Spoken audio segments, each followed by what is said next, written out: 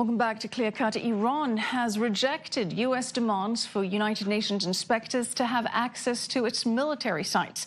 Iran's government spokesperson told reporters that Iran would never agree to such access and slammed the request as merely a dream. Now, this comes after U.S. Ambassador to the UN, Nikki Haley, urged the International Atomic Energy Agency to access Iranian military bases to make sure that they were not violating the terms of their 2015 agreement with the U.S. and 5 other world powers. Let's get more analysis on this with Ryan Mauro. He's a national security analyst for the Clarion Project. Ryan, thanks for being with us. Iran rejecting this U.S. request to allow UN inspectors, calling it a dream. Are you surprised by Iran's reaction? No, because this is one of the things that Iran has been consistent on, where they say if we declare a site, whether it's a tunnel in some mountains or a site that we know about as being military-oriented, then inspectors will not be allowed in. And here's the thing. Some of the most critical parts of their nuclear program, stuff for making nuclear warheads, the stuff we're most concerned about, are run by the Iranian military. Right. So that standard allows the regime to block access to virtually anything. And we continue to get reports from Iranian opposition groups of new secret nuclear sites, part of the same pattern. Ryan, this doesn't make any sense to me. How come something like access to military bases is not covered in that deal? How can it be verified that Iran is complying if access isn't granted to military bases where those activities are likely to happen? How come it wasn't in the deal in the first place?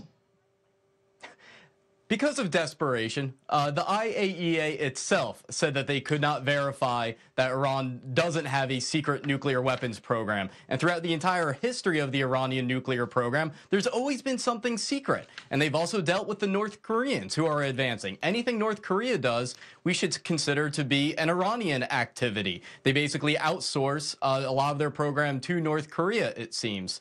And a lot of people that are concerned about Iran are disappointed because they were hoping that with President Trump coming in, they would see a big change here, and it doesn't look like that's happening so far. It looks like what we've got is basically the Barack W. Trump administration. The same thing, business as usual. Well, so far, Ryan, the U.S. hasn't done anything, but the U.S. is set to the deadline to recertify the deal is coming up in October. Do you expect the U.S. to take a different approach this time? With the way things are going right now, I do not. And that's because we've already recertified Iranian compliance, basically said Iran is innocent when it comes to violating the deal. We've done that twice so far. And if you look at the players within the Trump administration, those who have the power growing, those are ascending, are National Security Advisor McMaster and Secretary of State Tillerson, who, again, on issue after issue, seem more in line with the previous administration than what we thought we were getting from the current one. And that applies not just to Iran, but also to Qatar, Muslim Brotherhood, and various other issues. Ryan, to your point, it looks like Iran is complying because it's at Iran's discretion where those UN inspectors can go and have a look to see if it's complying. Now, obviously, this is why we had the U.S. Ambassador Nikki Haley asking for access. But are there any other countries that are part of this deal that do not, that are concerned by this, that don't regard this as problematic?